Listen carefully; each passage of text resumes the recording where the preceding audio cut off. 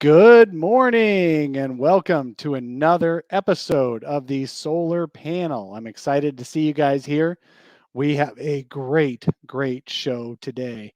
I'm doing the tour around the internet and bringing in several guest hosts and this weekend I'm very excited to have some guest hosts coming in. First thing I want to do though is do a little bit of housekeeping with y'all. As you guys know, we are doing a little bit of a new show format. I am running the show. I'm also doing midweek interviews with some of the biggest names in national media anyway. If you've missed any of my recent audio only midweek shows, you guys got to check them out because I've had people from Bleacher Report, from The Ringer, from ESPN, from The Athletic, from all over the place. So you guys got to check out those midweek shows. Today we have a great show for you. I'm going to bring on a couple of guest hosts. You'll recognize at least the names of them, if not the faces. Many of you will recognize the faces. First one I'm going to bring on is Cody Hunt from Suns Twitter. You guys know Cody very well from the Twitter world. And he's one of those that's not even afraid to show his face. So I'm sure most of you recognize his face. How you doing, Cody? I'm doing excellent, Dave. I'm not going to lie. I think the solar panel is, and I'm going to flatter you a little bit here. I think it was the first great Suns podcast. There's been a lot of Suns podcasts that have popped up over the years. And I remember when I first listened to this one, I thought this is what I'm looking for in a Suns podcast. And since then, I feel like some have come and kind of matched you guys, which is great. But this was the first one that I thought really started getting the job done. So it's a huge honor to be on here today. Wow, thank you very much, Cody. I really appreciate that. I didn't even pay him, guys. I didn't even pay him. The second guest I've got on here, because I love doing threesomes. So the second guest I've got on here, you'll recognize him. You'll recognize this guy from the chat every Saturday. Coach Fallen Founder. What's up? How's it going? You told me three-way, so I got my shades on. I'm ready for some hot stuff on the panel today. Coach is one of those guys who is on every podcast in the chats. We really appreciate you. Great insights, and now we get to see this guy's face. We get to hear him actually make the statements without being buried in everybody else's comments. So this is wonderful. We're not going to miss a word you say because you can just say it right here, man. I don't even have to donate money to be heard this time. This is going to be great. Well, you can still donate money. Okay. If anyone wants to donate money, there's a super chat. Feel free, but Coach Fallen Founder is one of our original Flaming Ballers. You all know who the Flaming Ballers are. Those are the folks who make the really stupid decision to give me money. I really appreciate that. I spend it on the best things. We used to have Tim who would spend it on new glasses. He would change glasses every segment. But now I get to spend it on new Suns gear. So I can do that. And thank you very much for joining us today, everybody. Thank you, Cody. Thank you, Coach Fallen Founder. We are excited to have you. Cody's got a great segment coming up. I've even come up with a little name for it. So he's got a segment coming up later on in the show. We have a lot of things we're going to be covering in the show today. I want to get you guys all set up. We are going to be talking a little bit about releasing of Taishan Alexander from a contract that didn't even need to be released, but we can go into more depth on that one and say, what does it mean about the future of the Suns? Is it all starting to fall apart already? Who are we going to put in that last roster spot? We'll talk about that for the Suns, and we'll talk about the Aztec uniform design. We're going to talk about any games you're circling on the calendar as these are games that will tell us how this year's Suns team is going to do. We've got Cody's spot, which I'm going to let him, Cody's corner actually, where I'm going to let Cody actually talk about a particular topic that's interesting to him and all of you too. But he's the one who came up with it, so I'm going to give him full credit. But then our biggest topic of the day is, did we just witness the best Suns team in 53 years of franchise history? Or were there better teams out there and we're only suffering from recency bias? That is what we're going to talk about. That's our biggest topic of the day. So there's our little housekeeping. Please, everyone, give us a thumbs up in the the little up thumb there. And if you feel so inclined, go ahead and join us and throw some money. I'll even share it with these guys if you guys donate some money today. So a $5 donation goes a long way. So we'll do that. I appreciate you. I see some people commenting already in the chat. Let's get going on this thing. Let's talk about it. So the first thing we are going to do is we are going to talk about Taishan Alexander. I'm going to start with you, Cody. Taishan Alexander, let me give everybody a heads up. Taishan, for those who don't know, Taishan Alexander hardly played for the Suns last year. However, he's one of the youngest guys on the team. He was on a two-way contract throughout the year. He spent about half the year, some of the year in that little mini G League schedule last spring. And he played for the Suns in Summer League this summer. He is not on a guaranteed contract, never has been. But he was on one of their two ways, and he has been released from his responsibilities of being a Suns player and a two-way player. So, Cody, what do you think about Taishan?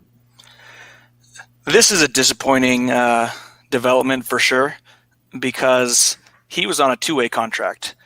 This isn't taking away a roster spot from someone else that could be coming in later. This is an opportunity the Suns had to develop a young player.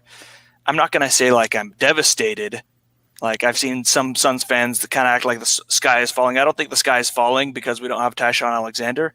But the way I see it, this is an opportunity the Suns had to have another bite at the apple, and they've chosen to not have it. Basically, it's like, yeah, maybe there was a 5% chance that Taishan was going to be a good player in the future, that he was going to be in the Suns rotation. And now there's a 0% chance that the Suns are going to have a rotation player from a two-way spot. So it's not choosing to have that two-way spot filled is just strange to me. It reminds me of a Sarver move of years past, where he was just selling off draft picks and kind of making these moves with no upside whatsoever. So I'm disappointed for sure, but at the end of the day, it is what it is. What do you think, Fallen Founder? Ooh, Cody, I think you hit the nail right on the head. I mean, getting rid of the developmental team, kind of just moving away from that whole aspect. I mean, I'm not going to, bring up the excellent court case, Dave, that you guys had on the McDonough versus James Jones. Put him on trial last year. Put him on trial. But, there are these moments where it's just you don't see a whole lot of other teams just saying, okay, we're not even really going to follow and try and develop any other players. And Taishan, I don't know if he was the next, great rotation player, but we've seen this team develop players, and some of them have come out of nowhere. We sometimes forget that PJ Tucker was kind of pulled off the scrap heap when we picked him up years ago. There are players that can be found there, and I just worry that they haven't really figured out a way to utilize the two-way spot. And maybe last year was just so good, but we have that point guard carousel, and you have to wonder if maybe if we were trying to actually groom and develop point guards in a developmental league, that maybe we could have avoided the Isaiah Cannon, the Mike James, the kind of just the never-ending disappointment there. And so I'm a little bit worried that this organization just does not look too much beyond the first round. I don't think they have much of an interest in second round or developmental league type players. And it's either we have our guy or there's nobody else out there for us. Yeah, it's really interesting. That is a standard. That is a common reaction. And it's one that you should have. So I'm going to talk through this a little bit. On the one hand, we've got the post-traumatic Suns disorder. I'm not going to take away from the official PTSD, but we have our own version of lowercase PSD. We have the Sarver disorder as well. You could say that is the S in the PTSD. They did have a habit of getting rid of draft picks in the early 7 seconds or less years, and that really cost the team when there were injuries. If you guys if you guys might remember, I don't know, maybe you remember, but the Suns always had injuries or suspensions in the playoffs. That it sure would have been nice to have a good young player to step into that rotation and backfill for a dude that was out. And so the Suns, they suffered in terms of depth when they didn't have those young guys coming off the bench who were playable. And then in the years the Suns did have some young guys on the bench, they weren't that playable. Remember Alondo Tucker? They kept him around for a couple of years when they really didn't need to. He really wasn't an NBA level player. But basically, the key is you've got to have guys coming off the deep bench who can play in a pinch.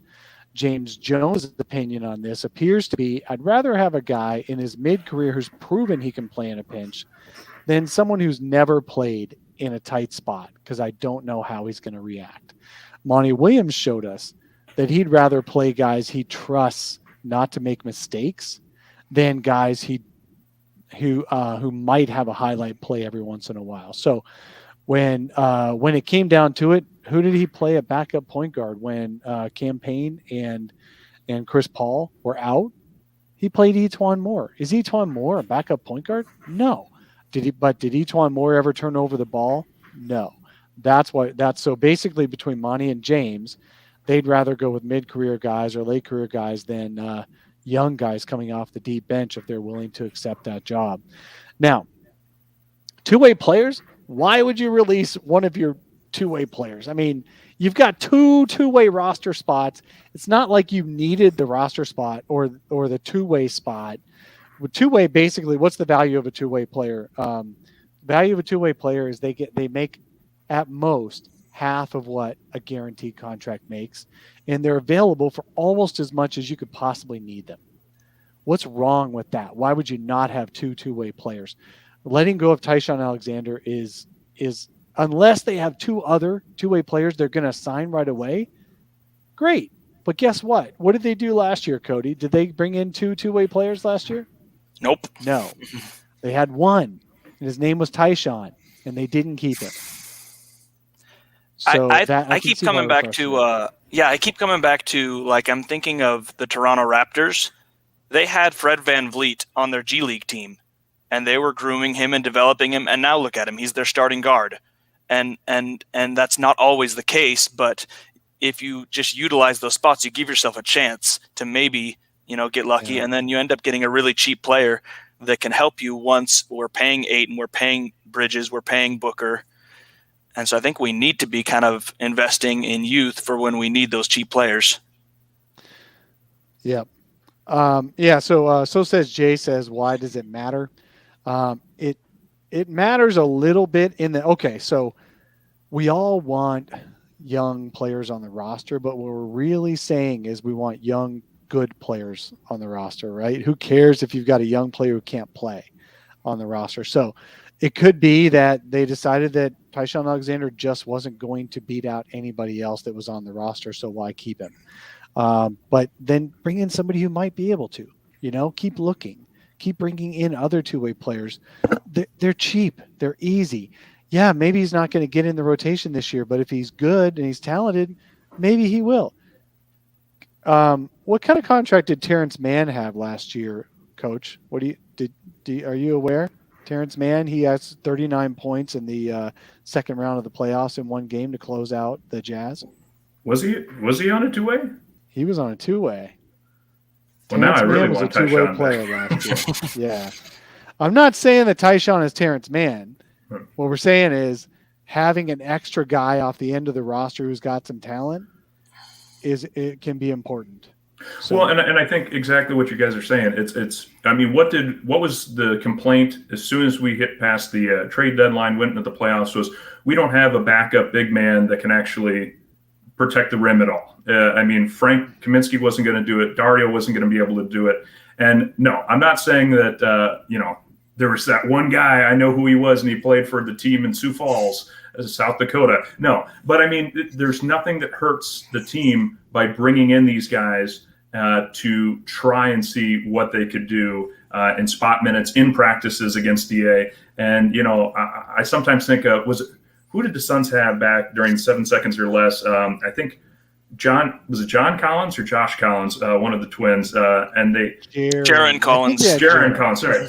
And they continued to start him for whatever reason, and he got 5 minutes every game, and it was painful to watch. And I have to think that there's some hungry players out there that that might be able to fill that back end of the roster spot, and maybe all they do is play good defense in the post. That's all we needed, was just somebody that was good at that one thing, and it doesn't hurt.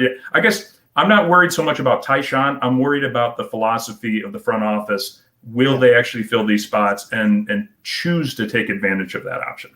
It's been really obvious that James Jones doesn't have respect for the G League.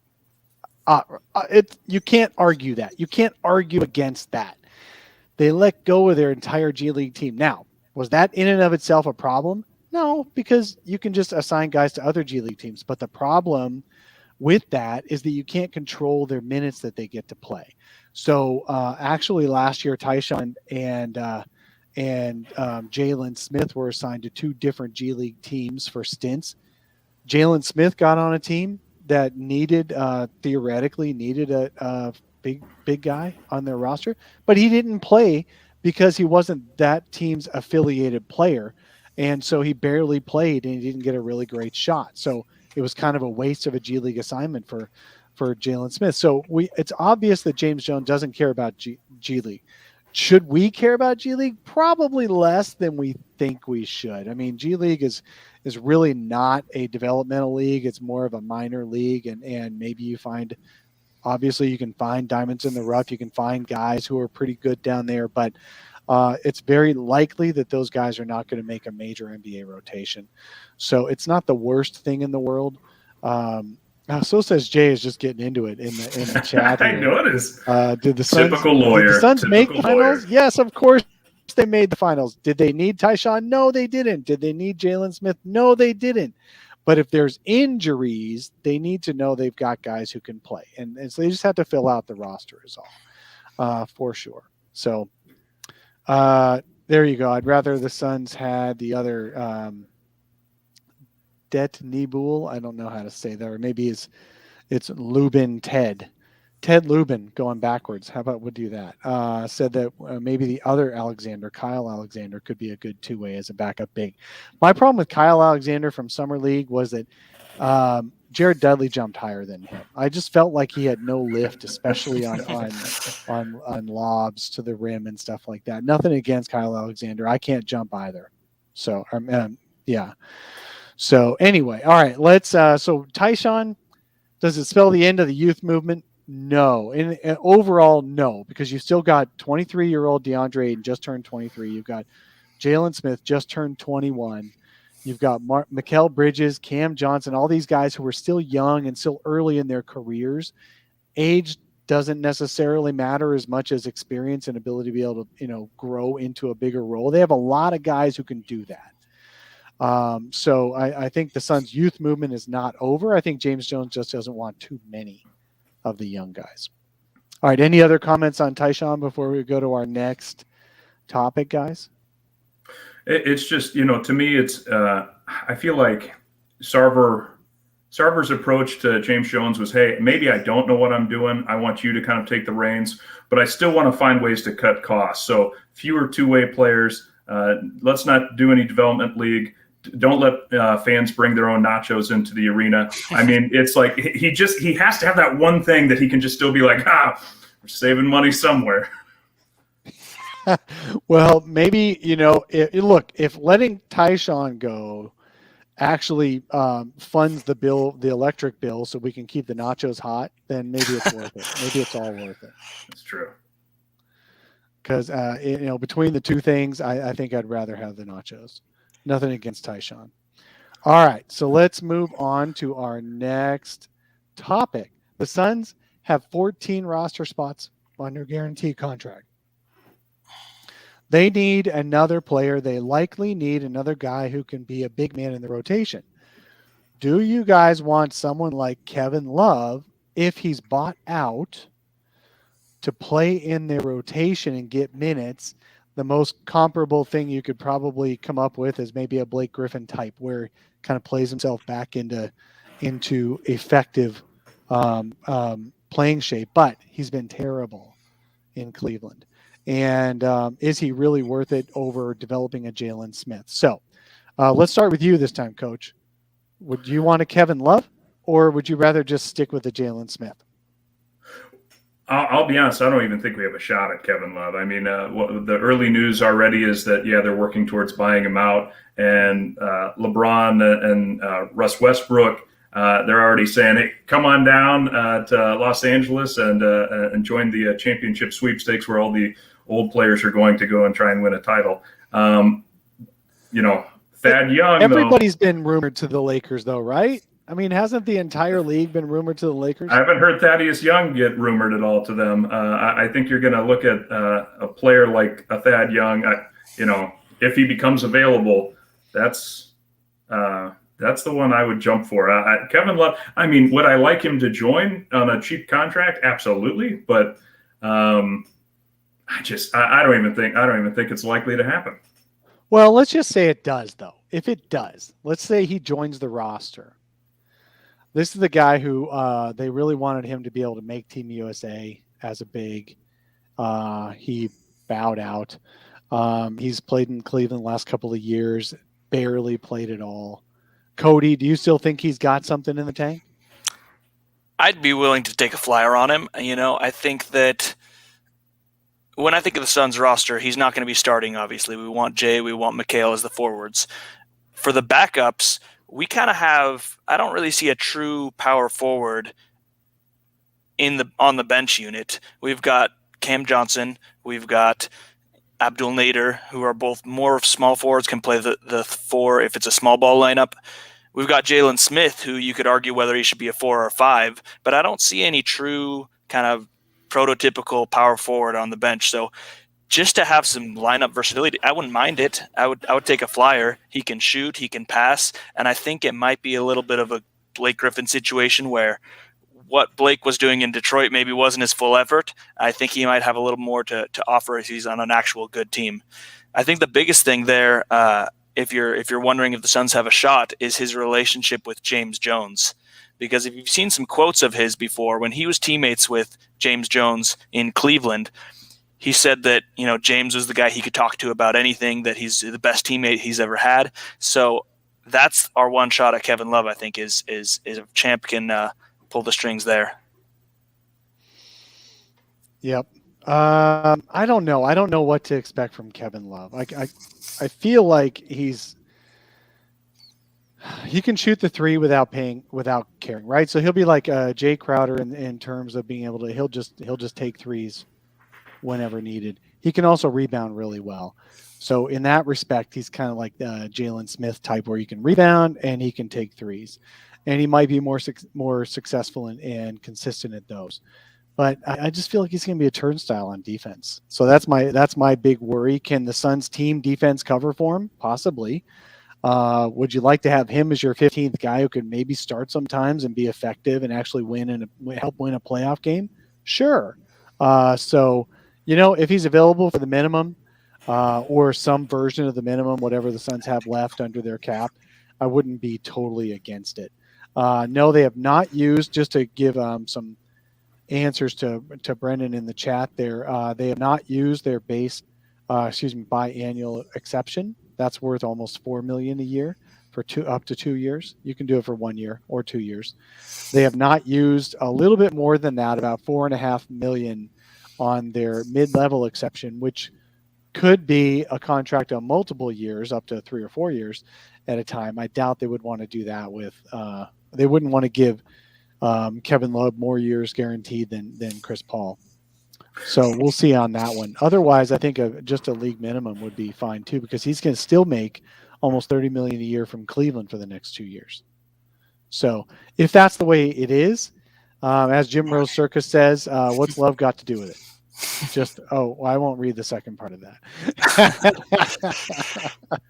Well, but Dave, and I want to touch on something that Cody wrote. Or mentioned, the lack of true power forwards that are kind of available. I don't. Did Paul Millsap sign anywhere yet? I'm not. I haven't seen if he had. But nope. Lauri Markkanen's new contract. My goodness, I think if you can get Kevin Love for the minimum, then James Jones is Kevin Love's absolute best friend because, I mean, the money they're throwing down for a stretch four right now that can't play defense is absurd. The money he got, I thought we might have a shot by just offering what's left of our mid-level exception and just say, hey, you're going to have a shot to maybe start on the Suns. But, I mean, that guy was smart. He held out and he got his money. Lauri Markkanen, man. Yeah, I'm a little skeptical on his upside as far as being worthy of that contract. But you know what? That's just the going rate in the NBA these days, I guess.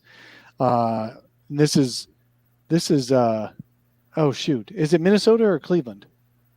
He went to Cleveland. Went to Cleveland. Yeah, to go join. He's going to be playing next to Evan Mobley and yeah, Jarrett Allen. That could be a very interesting team in Cleveland for sure. And will Lauri help them any more than he helped the Bulls? That's the question, right? I mean, he didn't help the Bulls make the playoffs, so why does Cleveland think he will? But I don't know. But you're right on the contract amount. He got a lot of money. He got a lot of money to play basketball as a stretch forward, can't play defense. If Kevin Love, like you said, Kevin Love is comparable and can be comparable to that, I would think. Yeah, the thing I didn't like, that's right. That's why I was hesitating is the Blazers got Nance in the deal. That's the part that I actually lament the most. I don't miss losing out on Lauri Markkanen. I miss losing out on Larry Nance Jr. He would have been great as that fourth big wing in the rotation to take Torrey Craig's place. That's what the Suns are really still missing, I think. Well, absolutely. Nance can do so much. I mean, he's kind of a point forward type player as well. And I mean, I'm not quite sure what Cleveland's doing. Yeah. So as far as Thad Young, there hasn't been any rumors on that yet. Thad Young makes $14.4 million this year. So the Suns would have to do salary matching to get him. And it would just be for 1 year until he becomes a free agent. And he's on the backslide of his career. I don't know if I'd want to give up Jalen Smith. If they'll take Dario, great, but that's only $9 million of it. They would have to throw in someone like a Jalen Smith to get. Would you trade Jalen Smith for Thad Young? Cody first. Absolutely. I've been a big Thad Young stan for ages, actually. I've wanted him on the Suns since I don't even know when. So if we could get Thad Young, I think that would be much more to my preference than Kevin Love. I think Kevin Love might be a better shooter at this point, but Thad Young's better at just about everything else. I think he fits kind of the mold of players that don't really have weaknesses. That's what I loved about this last year's team, is that it seemed like just about every player on the team could pass, could shoot, could defend, whereas Kevin Love would be a target on defense, and that's not really a player that we had at all last year, is a player like that. So Thad Young would be to my preference, and I agree with you. Larry Nance, to get him back here, or not back here, to get him here to follow in his father's footsteps, I think would have been the ideal situation. But yeah, if we could get Thad Young, that would be nice.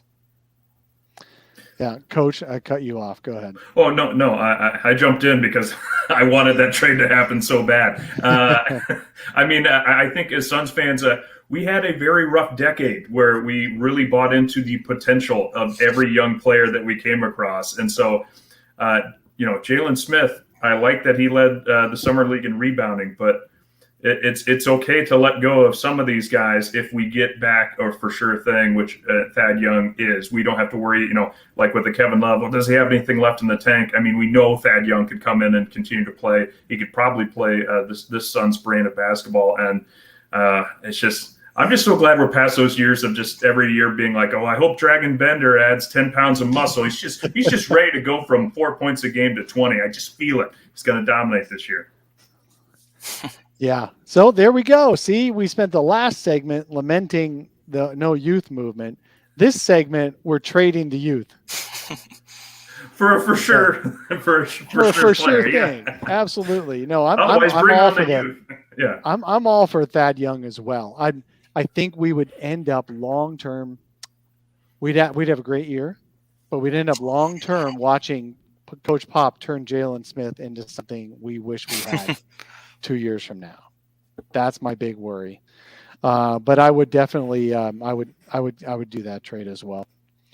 All right. Any other comments on either any other targets you guys have that no one's been talking about that you think the Suns should acquire? Oh gosh, it's hard to even think who's out there and who would take the Saric contract from this, because I really feel like that's. I mean, to have anyone of value, they're gonna probably be an overpaid for, and because otherwise you're looking at a younger player on a rookie contract probably, and no team is probably going to want to jettison from them. So I see. Goya wrote about Amino in the chat. Mm-hmm. If we could, I mean, sure. Amino, is it health that he's been bad the last few years, or is it he lost his ability to make a shot? Like, he was pretty good with Portland because he made almost 40% of his threes one year, but otherwise he's been real bad on shooting. That's my worry about him. The one guy that I've actually kind of liked for his first 2 years in the league, and I have no idea about his availability, is this guy Darius Baisley in Oklahoma City. He's in his second year. Yeah. He's a solid player. I mean, he can do a little bit of everything, plays the power forward. I have no idea what Oklahoma City's plan is. I don't know if they only want a player, if they think they're going to be on their roster in 2028.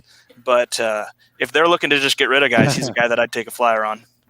Hey, I would trade Jalen Smith for Darius Baisley. Let's do it. Let's just call it done. He is a good young player for sure. He looks like he's got a ton of skills, and just like you, I don't know what Oklahoma City's plan is. I don't know. They obviously have tons of draft picks, and they have a lot of young players. Poku is an interesting looking young player. I'm not sure he's going to turn out to be a great player, but he's certainly interesting looking. All right. Any other comments on Kevin Love or any other rumored targets before we go to the next segment? No? All right. Now, I really wish I was good enough to be able to show the Aztec uniform design here, but I haven't quite figured out the screen sharing part, so you guys are going to have to do your own Googling. Have you guys seen the new uniform design that is being recommended or suggested or whatever for the Suns this next year as their Los Suns kind of version alternates? And what do you think? Cody? I think that it's a great idea. I absolutely love the idea of having that kind of, and a lot of people have pointed out, the Aztecs weren't an indigenous people that were here in this area. No, they were more southern Mexico, but we're trying to reach out to the huge Mexican and Mexican-American fan base that we have for the Suns. So I think it's a great idea. However, I wasn't crazy about the execution of it. I thought that the Aztec, symbols and designs were too subtle. If they're going to go for that, I want it to be loud and like in your face and really leaning into it. I felt like you kind of had to look at it and squint your eyes if you really wanted to see it. If you guys all follow Suns After Dark on Twitter, formerly Suns Reddit, he came up with his own design, which was maybe a little closer to what I was thinking of, where it was very loud, very prominent Aztec designs. I don't know if I would go as extreme as him, but I want something more flashy, maybe a little bit that catches your eye, not one where you have to really squint your eyes to see that it's an Aztec design.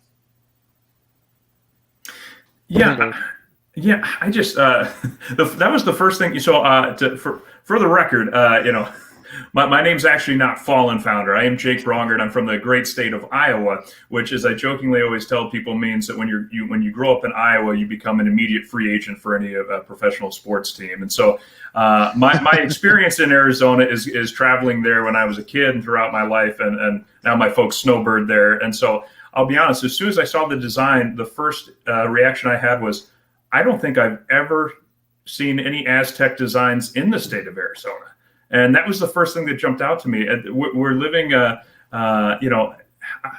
an era that kind of, we're seeing some native imagery kind of be pushed out of professional sports. And I just thought this was a great opportunity to maybe reflect the Navajo Indians or an Indian group that's a little bit more native to Arizona to kind of show that pride.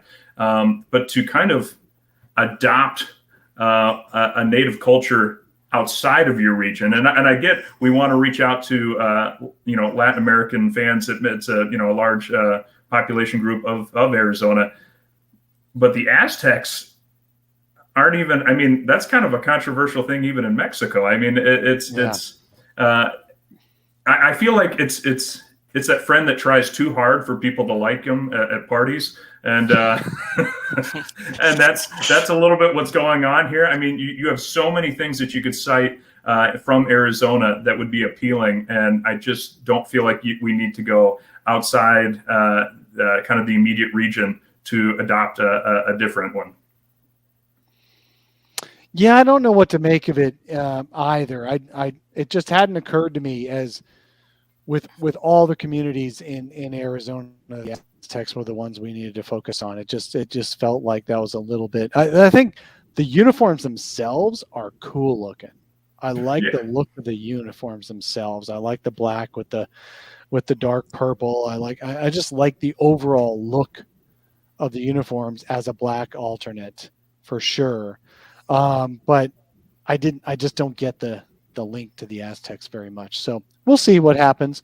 But I do like them, at least as a uniform, as opposed to most of the time in history, the uniforms themselves have been awful, but the message has been good, So this time, I guess they're just trying to switch it up. Confusing message, but great looking uniforms. All right, that's about all there is to say about that, right? Well, I was going to say, Dave, but that's actually a really good point, though. I mean, and Cody brought this up, too. Reaching out to the Latin American culture, Dia de los Muertos, something that, skull and crossbones into a uniform with traditional, maybe colors. How have they not done that yet? Oh, it's sitting right in front of them. I mean, it's come on. You could do a special on tequila at the arena that night. It sells itself. But they instead, have it's like the Dia de los Muertos nights too. I'm pretty sure they've had that kind of night at the arena. That would be awesome, and that merch would sell like crazy. Oh yeah, if they could do that. So, yeah, okay, that's a good point. All right, so that's about all there is to say about that. Next thing I wanted us to talk about a little bit was the schedule, but we don't have to spend too much time on this because the schedule's the schedule. We're back to an 82-game season. You play all the teams in your division more than you play anybody else, 4 games a year.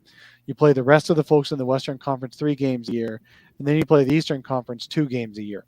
So it's not as perfectly balanced as last year's schedule was. It's back to the original unbalanced, a little bit more unbalanced version. The Suns are obviously in a very tough division. Thankfully, the Kings are still in the Suns division, but everybody else is going to be tough to beat. Was there anything about that? And the Suns are on TV 34 out of 82 games, which is really great national TV, which is really great exposure for the team. Just give me one takeaway, one big takeaway that you took from the schedule that you could tell a relative at a party that's the big thing about this schedule. Coach, you first. February 10th. Why that stood out to me? Because that's the first time we're going to see the Bucks again, and I want it so bad. I want to just get right back to work. That's easily the first one that came back to me is. Will we see JaVale McGee make an impact in that game? Will we see the Suns, Mikal Bridges, DeAndre Ayton, Booker, the young guys, the Cams, take that next step and kind of assert it? We won the regular season games this last year against them, but that to me is going to be the big statement game that I'm looking forward to. How about you, Cody? The second game of the season. So we start the season off October 20th, home against Denver. We're going to raise that Western Conference Championship banner. And then the second game of the season, we fly to LA to play the Lakers. And I know the Lakers fans are so excited. We got Westbrook. We got Anthony Davis is healthy again. LeBron. We're going to show the Suns that they can't beat us healthy. And then we're going to go into their house and we're going to smack them around again. We're going to beat them and show them that we weren't fully healthy either. we had Chris Paul playing with one arm, and we're going to go in there Yeah. and we're going to beat them, and we're going to shut up those Lakers fans. That's the thing that nobody's talking about. Obviously, look, Anthony Davis, he was injured. LeBron James was playing at a fraction of himself. We don't know if he'll get back to the original, the younger version of LeBron James again, but he was definitely not playing like the assertive, dominating LeBron James in that series. But you know what? That's just what happens. And the Suns had Chris Paul hobbling. That's just what happens. The fact is the Suns beat the Lakers, and that's all that matters. So we'll see how that goes. That's a big game. So second game of the year for you. My big game of the year, and this is going to be a little bit self-serving, my big game of the year is currently being targeted at February 16th of 2022. The Suns are hosting the Rockets. Why do we think that's a big game? That's a big game because that is going to be the night of 2022's Brightside Night. We are bringing back Brightside Night, but we're not. My big concern was, do we really want to subject a bunch of kids to 20,000 people in a stadium in the middle of a pandemic? What we've decided to do instead is that we're going to focus on first responders as the recipients of the tickets for Brightside Night. So what I'm going to be doing on brightsideofthesun.com, and I'm also going to be pushing it on this podcast, is that we are going to be donating game tickets to first responders, anybody on the front lines, in any of the fields that was dealing with the pandemic over this past year and a half. We're gonna buy them tickets and we're gonna send them to a Suns game. Over the first 4 years of doing Brightside Night, I sent over 10,000 kids to different Suns games, and that was a really great accomplishment. This year, we're going to focus on first responders. That's coming up February 16th. I'm very excited for it. You'll see a lot more branding and a lot more talk about it very, very soon. So look forward to that. And so that's my big game on the schedule this year. I love it, Dave. I just want to echo the Brightside Night is something that I was very excited to donate to in the past. And, as I said, growing up in Iowa, I didn't have a chance to see a game. You relied on regional television to broadcast any Suns game. But just to think that this is an opportunity for kids, but now this time around, probably first responders to get to go sit back, enjoy a game for a night, especially when the team is this good. I mean, it's almost a little cruel that you sent the kids to games in years past now. But this year, they're going to have something to cheer about, and that's really good. And while I got it too, I'm just going to echo April 10th is apparently when they expect the regular season to wrap for the Suns. I might also be very interested in that game. It is just against the Kings, but I got to say one of the prize jewels of Suns media, Al McCoy. We want to talk about the lack of a youth movement. He's not getting any younger, and he. I used to tune in all the chances I could to internet radio to listen to that man. So it might be his last season. I don't know. I'm definitely going to be tuning in to the radio a few more times this season for sure. He hasn't fully announced yet, has he? But I'm not sure if this is his last season. He's getting close, but he enjoys it. He's having a great time, and he got to call his third ever finals. He's been the play-by-play guy for all three of the Suns finals appearances. All right. Any other comments on the schedule before we move on to Cody's Corner? All right. Cody. Yeah, this is Cody's first time on the show, and he's already got his segment set up. So this is pretty awesome. So Cody, let's do it. Cody's Corner. All right, Cody's Corner. Anyone that follows me on Twitter knows that I am big into stats, records, history. And a lot of people talk about me like, oh, he's such a great Suns historian. And I don't want to push back on that a little bit. I don't consider myself like some great Suns historian. I'm just a 29-year-old with a subscription to the Basketball Reference. Like I just spend a lot of time like looking up stats. There are a lot of people that like really know the stories way better than me. But as far as being interested in the records and looking up stats, yeah, I might kind of have a little niche there. So I went ahead and I actually wrote about this last year for my buddy Brandon over at Zona Hoops. I wrote a little thing kind of looking at what records Devin Booker could break how far he could go in the various leaderboards in Suns history throughout the rest of this contract. And so I wanted to just look at this next season. Who are the guys that Devin Booker, and we're actually going to look at a couple other guys, might pass on the all-time Suns leaderboards. And we're going to start with just the most basic one, points. Currently, Devin Booker is 9th in Suns history in total points with 9,395 points. This is regular season. So he's currently He's only 9th. 24 years old, and he's already 9th. He's 24, and he's already 9th in Suns history. He's played 6 seasons here. He would need 1,700 points to move into sixth place this season. So he's scored 1,700 or more each of the last 2 seasons, despite them being shorter seasons. So I'm guessing with an 82-season schedule, 1,700 is a pretty conservative amount. He's probably going to move into 6th place this season. That would have him passing. So these are the guys he would pass, going from 9th to 6th. He would pass Paul Westphal, Steve Nash, and Amari Stoudemire. That's some big names he's going to pass. That's amazing. So here's where we're going to turn it into a little bit of trivia. And I'm just going to let you guys shout out names as you want. That means there are 5 other guys that would still be ahead of him after this season. Try to name as many of those players. So who are the top 5 Suns players in history for the most points? Okay, I'm sorry. Say it again. Who he passed? Tell me, or who he would pass this year. He would pass Steve, Amari, and who else? And Westphal. So he's currently 9th. He's going to pass those 3 this season. Who are the 5 guys he'll still have? Still to reach. All right, I'm going to say Chambers. Chambers is not there. Chambers didn't play long enough here to. That's right. He only came as 29 years old. Yeah. Coach, you go.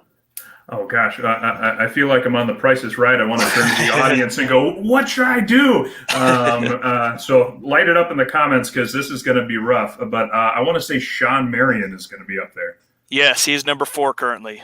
And yep, my next one is going to be Det Nibul or Ted Lubin. Is Sweet B, Walter Davis. I definitely think Walter Davis is up there. Number 1. No, Fabio. I don't think Marcus Banks is on that list. Charles, did Barkley, was he there long enough? Didn't play long enough. Not in the top 10. Yeah. Alvin Adams is correct. He's number 2. We did name the Matrix for sure. Kevin Johnson. Correct. Number 3. So you've got 1, 2, 3, and 4. You haven't named number 5 yet. Oliver Miller. Dan Marley, no. Oliver Miller, no. The answer is the original Sun, Dick Van Arsdale. Oh, Dick. Van Arsdale played a long time here. I see C-Bucks stuff. Man, if we had C-Bucks comes in with it. That would have been a perfect segue to the Manscaped bit that we're going to pick up again next month. But good on Dick Van Arsdale. Dick and Tom. Wow. I can't believe they didn't have a brother named Harry, Tom, Dick, and Harry. But Dick and Tom Van Arsdale played for the Suns together 1 year, I think it was, and they played independently on the Suns at 2 different stints, and they still go to games and everything. I still see them around the arena. Alvin Adams still works for the Suns. He does something with the arena, overseeing the arena operations, and that's great. Dragonbender, nope, sorry. Jake Sakalidis. God, always love a Sakalidis reference. Jake Sakalidis wasn't even his real name. Yes, that's right. I just read that the other day. I was like, oh, I've been lied to. Where did we see that? Yeah, that might have been the Onion or something like that. Okay. All right. So there, Cody, go ahead. Next up. So just to recap, the top 5 right now are Walter Davis, Alvin Adams, Kevin Johnson, Sean Marion, Dick Van Arsdale. At the end of this next season, Devin Booker will be number 6. By the end of this contract, my projections show that he will not quite pass Walter Davis, but he'll get really close, and probably if he signs his 3rd contract here, he will pass Walter Davis to become the Suns' all-time leading scorer. Let's look at three-pointers. Devin Booker's made 795 regular season three-pointers in his career. That is currently the 3rd most in Suns history. He's already number 3 in Suns history in three-pointers. He's at 795, and second place is 800. So he's going to move into second place within the first few games of the 2021-22 Wait, the season. guy who can't shoot threes is going to be in second place here pretty quick? I know. So he's going to pass into second place just here soon. He probably will not pass into first place. First place made 1,051. That would be a little bit of a long shot. He'll probably get in 2 seasons. But let's see if you guys can name the 2 guys ahead of him currently. 2 guys have made more threes than Devin Booker. Well, one of them is Steve Nash, right? He is number 1. Yeah. With 1,000? Yeah. 800. Dan Marley. That is correct. Wow. Oh, sorry, Nice. Coach, but I had No, I had to do it. I was going to do Quentin Richardson, but I don't know if he was around long. Wasn't I mean, around. he was chucking him up. Yeah. Yeah, so last season, Booker Where was passed Horny, Barbosa. Oh, my. Where was Jeff Hornacek? Let's see. I'm looking at the list right now. He's actually not that high up. I think he didn't shoot as many threes. He was a good shooter, but I think he shot inside the arc a lot. I'm looking at the list. Hornacek isn't in the top 10.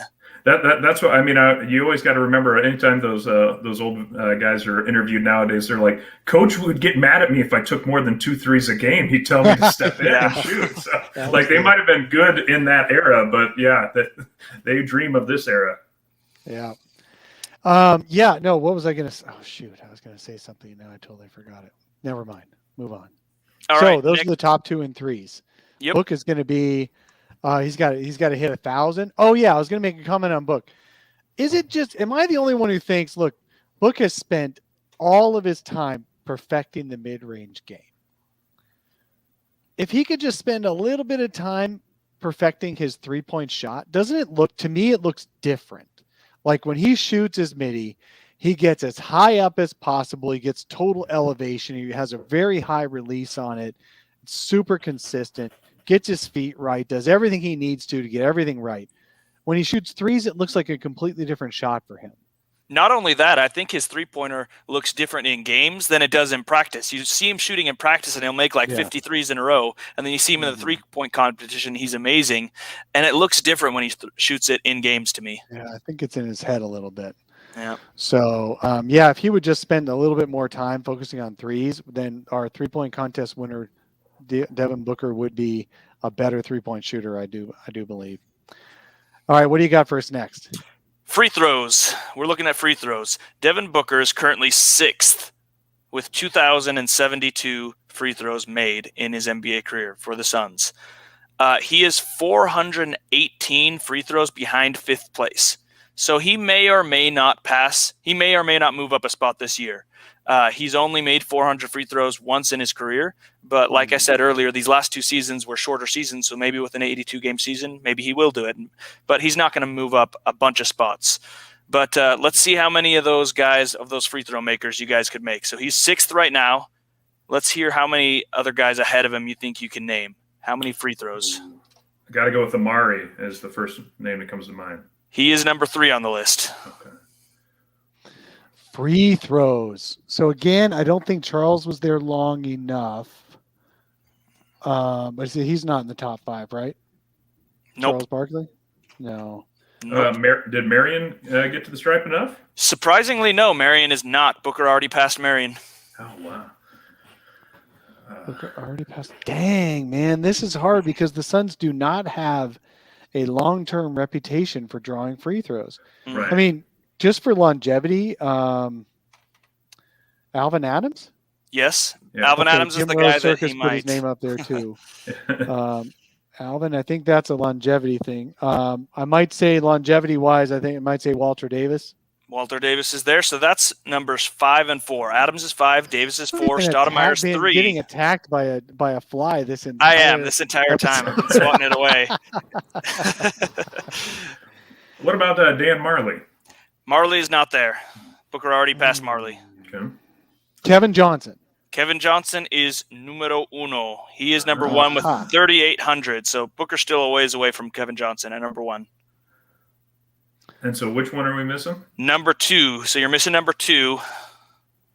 Yeah, I'll go Paul Westphal. Good guess, but no. All right. It is the same guy you missed before, Dick Van Arsdale. Oh man. We just I I could make it. I respect. I started rereading this but clearly I was not memorizing enough of the stats. But wow. Another shout out to I stole this book. I went in a time machine. I stole it out of Espo's house. But if anyone wants to learn a little bit of the history, for example, I'm in my 30s, and so I did not grow up with these guys telling the stories. So to go back and actually learn a little bit, definitely recommend The Little Team That Couldn't, Darn Near Did. Mm-hmm. That's great. That's the 1976 one, right? I believe so, yeah. By Joe Gilmartin. Joe Gilmartin. Yeah. I knew him. Good guy. Very good guy. Unfortunately, he passed away the last couple of years. So, yeah, that was a heck of a season for sure. I'm even too young to really remember much in 1976 as a season. So it's been a while. All right. So you got anything else for us, Cody? No more trivia. I just want to shout out a couple things. Those were all regular season stats. I took a look at the playoff stats, and you would be surprised after just one finals run how high some of these guys were able to climb. Booker scored 600 points. That already puts him 13th all time in Suns playoff scoring. In one playoff run. In one playoff. If he did that again this season, if he scored another 600, he'd move into the top 5.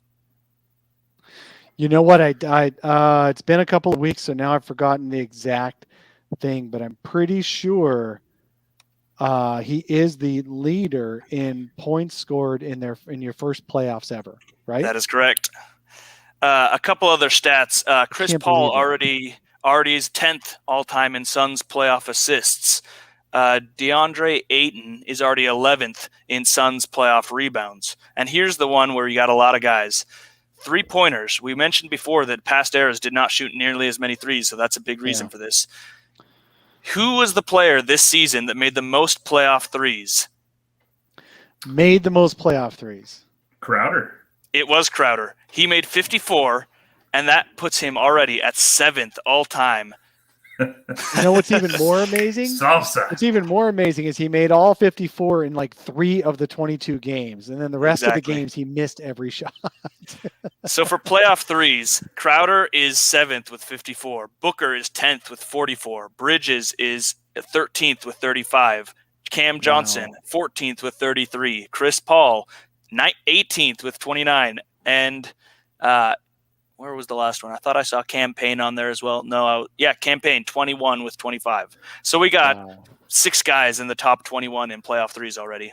Off of one more run, and they might just dominate the top of that board altogether. Yep. Well, Cody, let me ask you a quick question here too, because it's making me think about it. When I ask a lot of Suns fans who is the greatest player ever in Suns history, and of course, it's not a bad answer. A lot of people think it's Charles Barkley, but he was only with the team for a handful of years, not even. And so, as you read off these stats, it kind of tell me the Suns have never had a lot of legacy players. We don't really draft them and keep them too long. Steve Nash, we sent him out, we brought him back in. Mm-hmm. Amari Stoudemire's got a lot of the stats, but we let him go. There's not a whole lot unless you go back to the older eras where it's a little bit more normal. The older eras. Yeah. So Alvin Adams, Kevin Johnson, although he wasn't even drafted by the Suns, he was acquired as a rookie. But wow, Alvin Adams, Walter Davis, Dick Van Arsdale, those are kind of the ones. Right, but as far as 90s forward who spent their entire career, no one. Most of their career at least, Sean Marion, Amari Stoudemire, but not their whole career. Well, and nobody else actually stayed. Cody, do you know which Suns player has played the most games as a Suns? Alvin Adams. So it's Alvin Adams. Walter Davis is, I believe, 2, or Kevin Johnson maybe. That interesting question of most players that played their whole career here, there are actually only basically 2 guys, unless you count guys that only played 3 years in the league. So guys that played more than 5 years and had their whole careers here. It's 2 guys with the same name, Alvin Adams and a man named Alvin Scott, who was kind of a role player just throughout the 80s and spent his whole 8-year career here with the Suns. Those are basically the only 2 that spent their whole careers here. Nice. Wow, can you imagine? I think I also saw Devin Booker might be the first guy to sign and stay for all first 3 contracts of his career. If he did that, besides Alvin Adams. Yeah. Wow. All right, man. Okay, that was great. Anything else you got for us, Cody's Corner? No, I love being able to talk about this stuff. I'm sorry if I bored everybody else. You did not. This is fun. This is excellent. All right, let's move on to our big topic. We're an hour in. We're good at talking. Sometimes I overdo the schedule, the outline. So let's go to our big topic here. Just a second, Dave. I'm pretty sure I just killed the fly. I took a swipe and I made contact. I'm not sure if it's dead or not, but I might be free from my tormentor. You might be. Oh, good for you. Congratulations. Man, flies. We get flies in my house too. The screen doors all have a little bit of opening there, and the flies just seem to love flying through the little slits. All right. Let's see. Who's the best Suns team ever? Now this, I was thinking we could do half the show on this, but you know what? We can go as long as you guys want to on this. I want you guys to tell me who and why. Who is your best Suns team ever, and why? And if you've got any stats to back it up, great. But you don't have to. You could just do it based on the eye test. Cody, you could do it based on whatever you want to do it on. Coach, same thing. Let's start with Coach. So, who do you think is the best Suns team ever to play? Well, two names came to mind, and that is Marcus and Markieff Morris, the Mirai, and the teams that they led. They've got to be in the discussion, at least, is what I'm saying. We can discuss them. Yes, the best Suns team at what? Losing? Yes, maybe they have that title. So you didn't ask the question exactly that way, but that's true. I'll be honest. I have a soft spot when I was in my teenage years, going into college. The 7 seconds or less era is right up there, and I get it. They didn't ever make the title run, but some of those teams, and I had to go back and look at it. 04, 05. And 06, 07, I mean, winning over 60 games. Oh, man, those were some fun teams to watch. Joe Johnson, Steve Nash, Quentin Richardson, Amari Stoudemire, Boris Diaw, some of the names that come to mind, and the battles against the Spurs, the Mavericks, and the Lakers. Finishing up in the Western Conference Finals and the semifinals. Obviously didn't go as far as some of these other teams, but wow. I always just thought that they were just one-off season of just a few more practices away, and that that cliche, somebody's going to add 10 pounds of muscle, somebody's going to learn that, if I just apply myself more on defense, then it's over, and we'd get over there. There's just something about those two teams, 04, 05, and 06, 07 Suns, that it's tough for me to take them down from that number one spot yet. So, Coach, right, so you're saying that's your best team ever. It was the 7 seconds or less Suns. Yeah, I think so. Coach, if you had to pick between those two, go ahead. Yeah, I was just going to say pick between those two, because I had narrowed it down which was the best 7 seconds or less team to those two as well, and I had a really hard time deciding which one I thought was better. So that's tough, and I've actually got the rosters pulled up because I had to remind myself of some of the role players, because otherwise a lot of the stars kind of remain the same.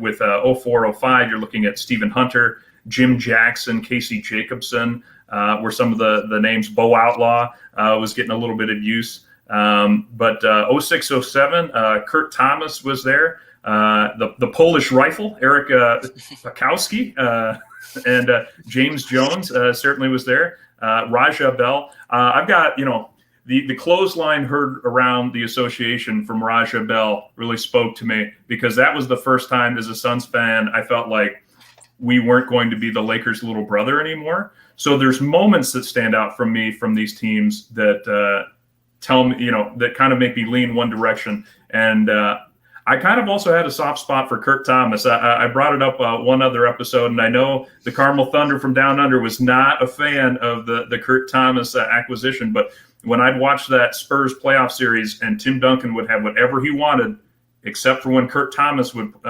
start slowing him down. He couldn't do a whole lot else, maybe hit a mid-range jumper on occasion, get a couple rebounds. But, I'd have to lean 06, 07 then and take the Kurt Thomas type acquisition and Raja Bell on that team as well. And we saw Boris Diaw come into his own a little bit more then too. All right, so that's your pick is the 06-07 team. Cody, what do you got as your best Suns team ever?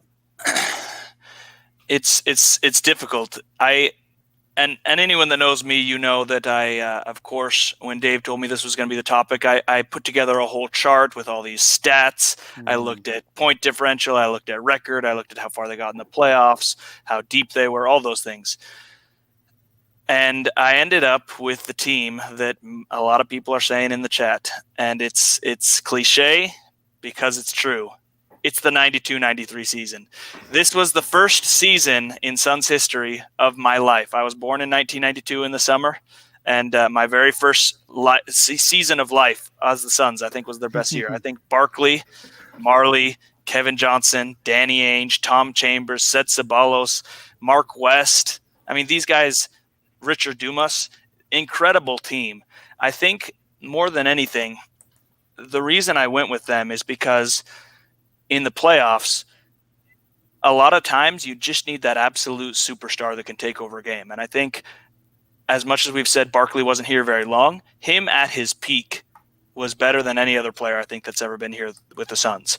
And that team ran into prime Michael Jordan. It took prime Michael Jordan to beat them. I think in a normal year, without the greatest player of all time playing against them, maybe they win the championship, but it just happened to be their end to that team, and I still think 93 is the best team. You know, that's a good way to look at it. If you put those teams in other eras or against other competition, which team would do better? And so I hadn't really thought about that, Cody. What if that 93 team played this year? Would they have won the finals? What? Maybe if they had grown up with these rules as well, because I mean those conversations always come down to what rules are we playing by. Just transporting them, probably not, because they're not used to the way it's played today. But I think just from a talent standpoint, not just doing the import, but definitely if they were playing under today's rules, you got Paul Westphal as a rookie coach instead of Monty Williams as second-year coach. You've got KJ Chambers, Charles Barkley. You got all those guys. Dan Marley was all-star level, reaching all-star level at that point. He might have been putting up 15 threes a game instead of 7 or 6 or whatever he did. I mean, Dan Marley made 8 threes in the finals game. And right? Jordan took that personally. Mm-hmm. Yeah, he did. So Giannis was one of the best ever in this finals. But if they had been playing under these rules, got used to playing under these rules, could the 93 team have won the championship this year? Yeah, I mean, but this 21 Suns team actually almost won the championship this year. And that 93 team did not suffer serious injuries, although people talk about KJ being pretty limited. It was either a knee or a hamstring. I can't remember which, but he was a little limited in those finals.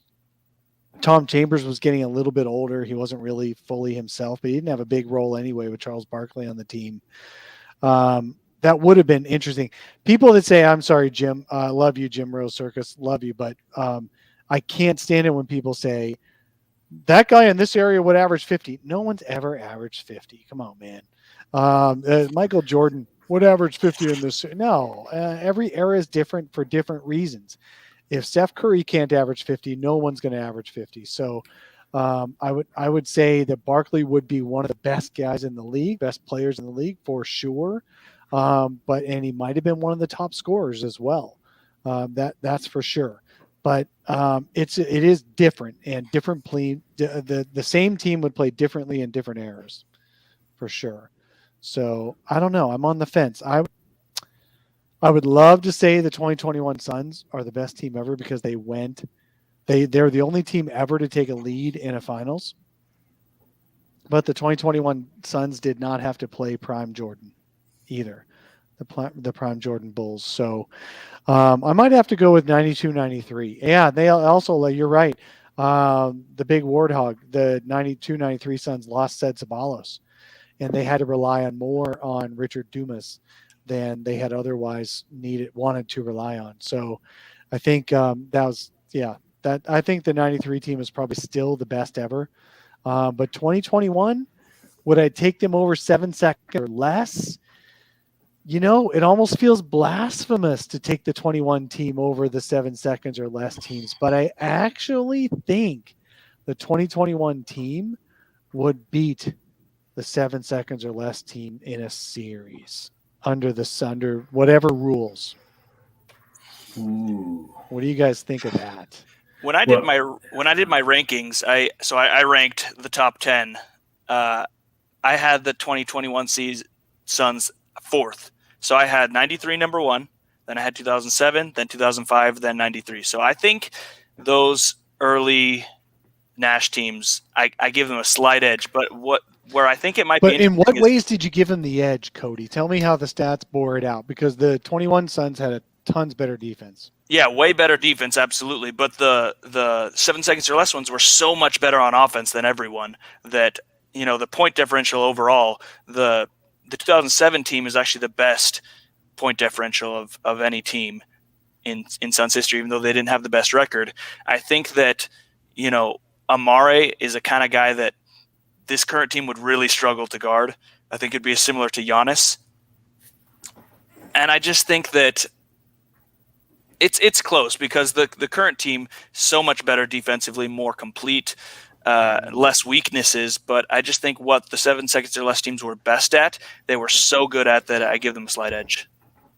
I'd be a little bit worried that if the 07 Suns faced this year's Suns, that Raja Bell might headbutt Devin Booker because Raja Bell. I mean, that's something that we kind of didn't see as much, I think, from this team, is kind of that enforcer play. I mean, Crowder kind of has that to an extent, but that kind of guy that's willing to just max out his fouls every game. We played a lot of smart defense, but I tell you, in that finals, it just, having one of the top defenses, that's why so many people give so much props to Giannis and the Bucks, is that top defense of the Suns just didn't seem to slow anyone down. And I think that's why we saw Booker taking so many shots. So, I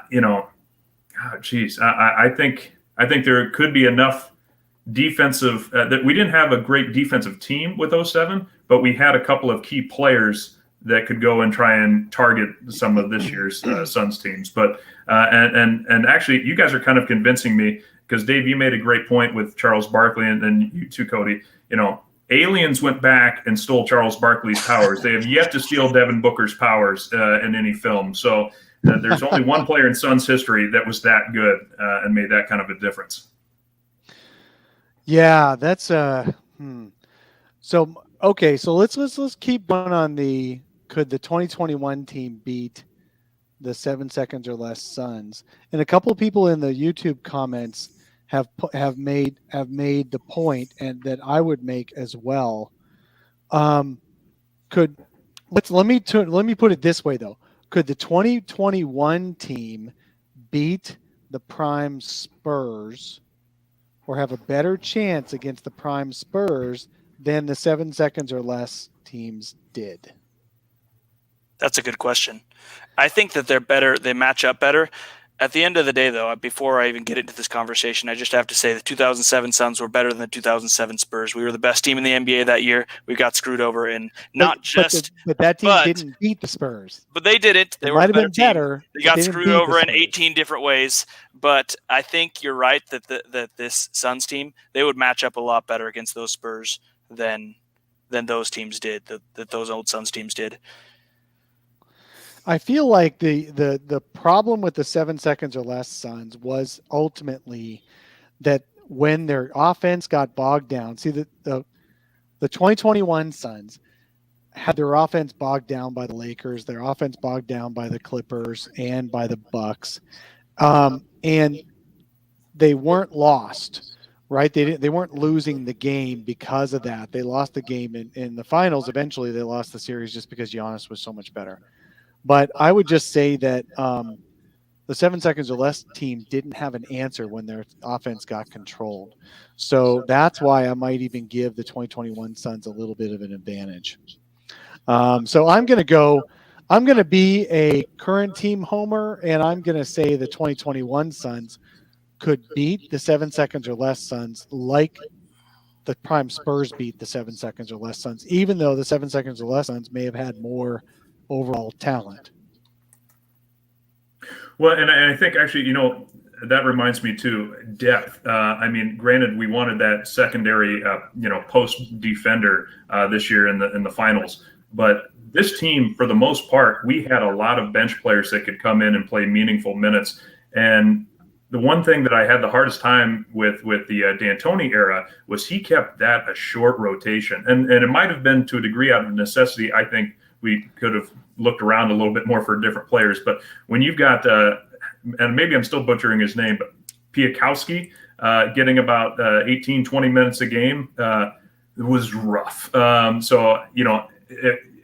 If there's one game, I think the 7 seconds or less Suns win. If you're talking about the series, I definitely think, this year's team probably can just outlast the 7 seconds or less. And that's kind of what we would see with the 7 seconds or less teams in the playoffs was they would dominate the regular season because they just had to beat you in that one game that night. But then to beat you 4 out of 7 times, I mean, then all of a sudden teams, I remember the Mavericks had, was it Sagana Diop as their center, who I couldn't tell you anything else he did except somehow beat the Suns in playoff series. That seemed to be all he was known for. So you're right. There was those moments that when the Suns offense bogged down, they didn't have a defense that could keep them close enough in it.